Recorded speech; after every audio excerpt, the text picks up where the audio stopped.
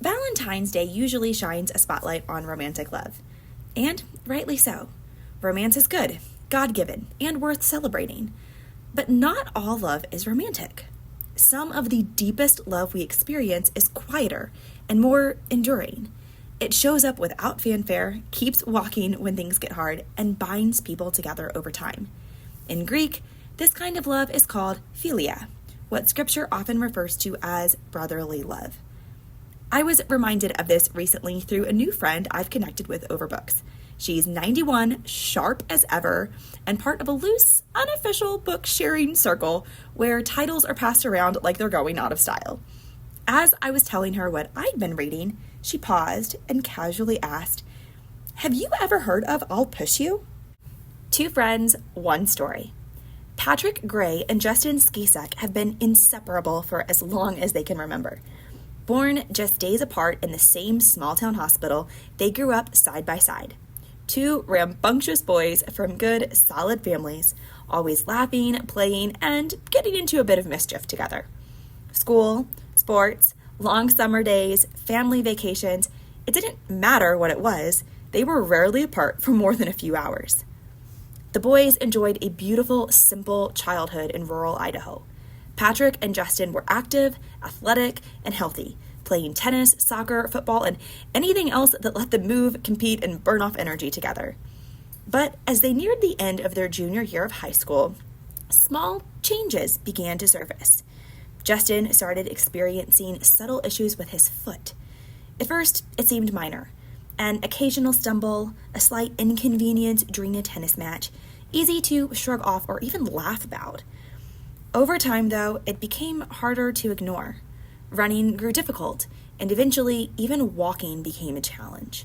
After more than a decade of medical tests, unanswered questions, and uncertainty, Justin was finally diagnosed with a rare neuromuscular disease called multifocal acquired motor axonopathy, MAMA for short. The condition slowly weakened his muscles, eventually leaving him quadriplegic.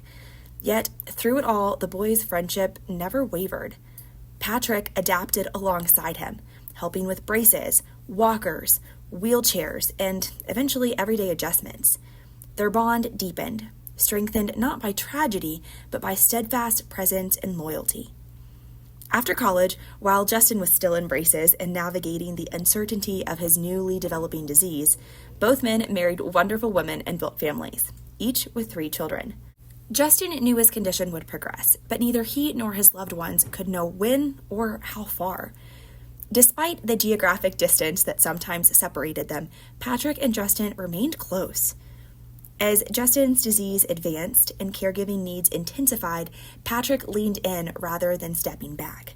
He supported Justin's wife in tangible, selfless ways, giving her breaks by helping care for Justin and standing with their family through seasons of growing uncertainty. Patrick's friendship with Justin wasn't just enduring, it expanded. Their bond became woven into their marriages, their children's lives, and the larger story of both families. Even amid the increasing challenges, Justin's adventurous spirit never dimmed. One day, he saw a travel show about the Camino de Santiago, a 500-mile pilgrimage across Spain. It seemed impossible, yet the idea lit something in him. Just imagining the journey filled him with exhilaration. When Justin shared the documentary with Patrick, he didn't make a pitch. The two friends simply watched it together. When it ended, Justin turned and asked, almost hesitantly, "Well, what do you think?" Then, after a pause, he added, "Would you do it with me?" Patrick had not seen it coming. He sat with the question for a moment, weighing what it would mean. Then he answered with 3 words that would change everything. "I'll push you." The promise that changed everything. Patrick didn't make a speech or hesitate long. There was no crowd, no drama. He simply answered the question in front of him. "I'll push you" wasn't a statement about bravery or confidence. It was an honest assessment of what he was willing to do, knowing it would be difficult and knowing it would change both of their lives.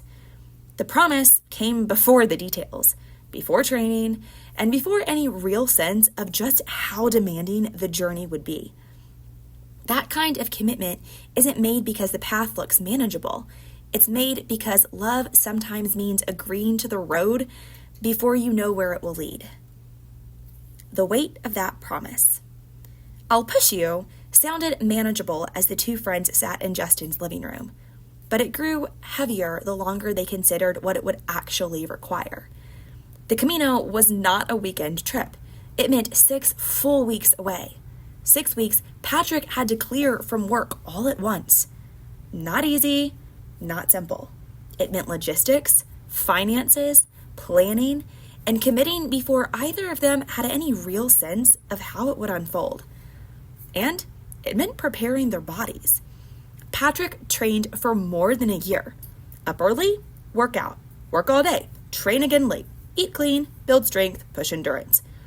By the time they left, he was in the best shape of his life, and still unsure if it would be enough. Justin prepared too, just differently. He worked to lose weight where he could, helped raise funds for the wheelchair that would make the journey possible, and faced a body that continued to weaken. By the time they began, Justin already knew what it meant to depend on someone else in ways no adult man ever wants to. Help bathing, brushing teeth, pulling on socks, even lifting food and water to his mouth. Learning to accept that kind of help without anger, without shame, was exhausting in itself. Patrick, meanwhile, was learning a new kind of love. Caregiving wasn't dramatic. It wasn't heroic. It was constant, physical, and exhausting. He wasn't just pushing a wheelchair. He was doing everything. Bathing Justin, dressing him, feeding him, protecting him on rough terrain, staying alert to every need, every hill, every moment.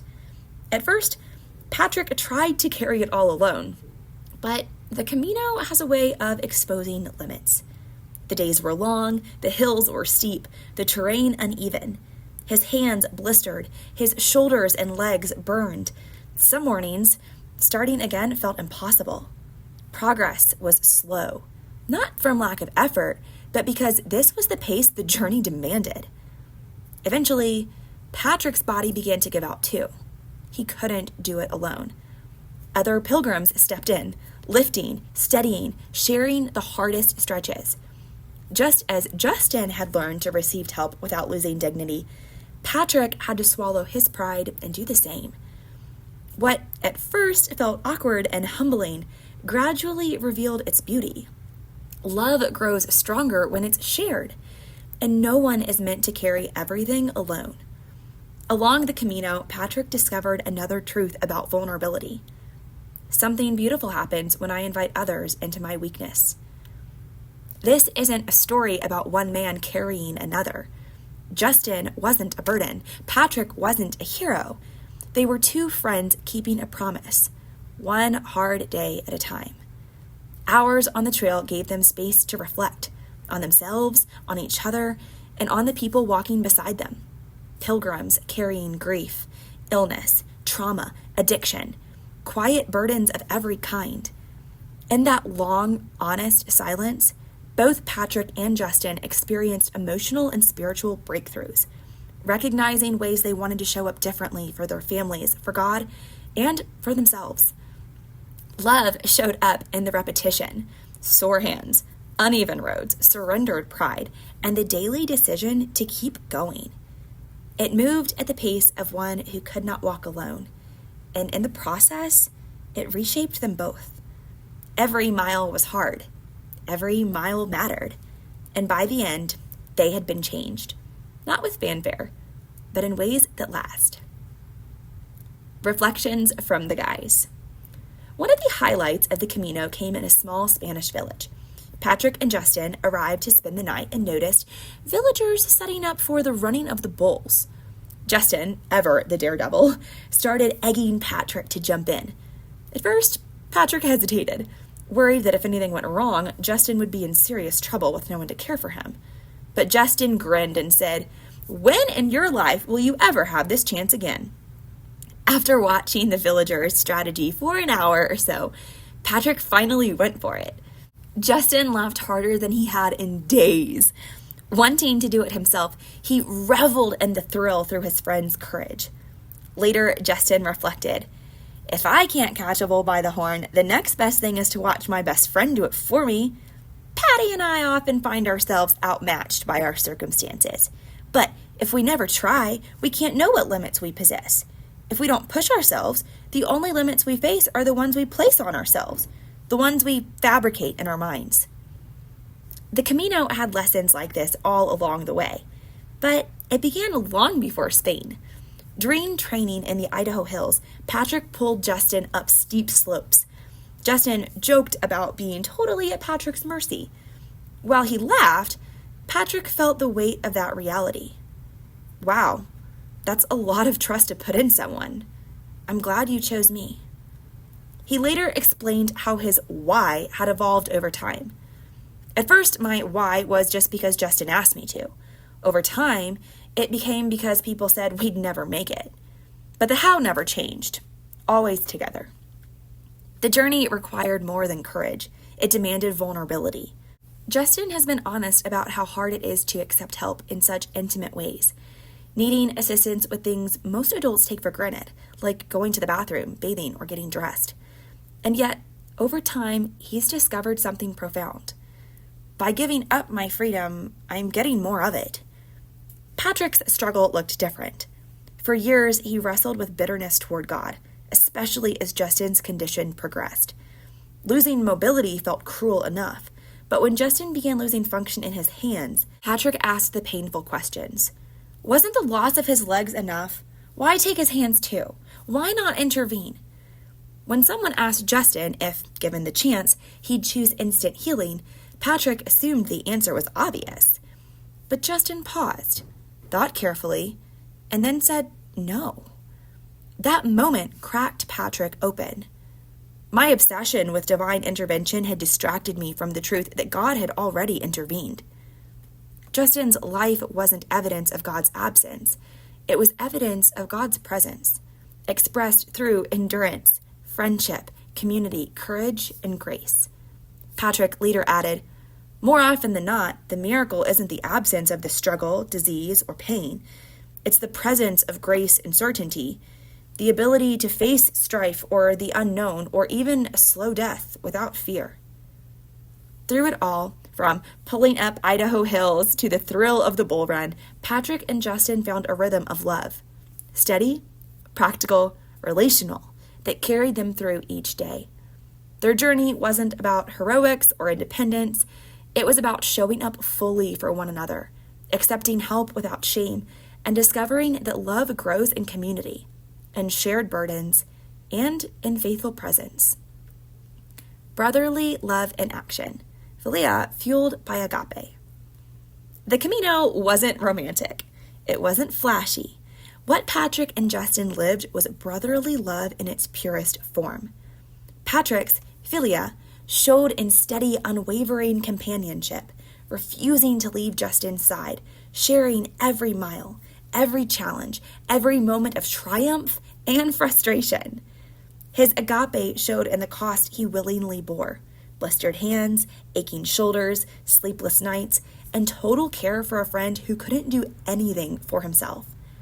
Every push, every lift, every meal, every bath was an act of love that chose the other's good over his own comfort. By the end, that love had carried them farther than either could have ever imagined, across miles, up hills, through exhaustion, and deeper into patience, humility, courage, and trust. Patrick discovered a love that does everything for a friend, even when his own body ached, and even when his strength ran out. And in the moments when others stepped in to help, he learned something equally important. Love isn't meant to be carried alone.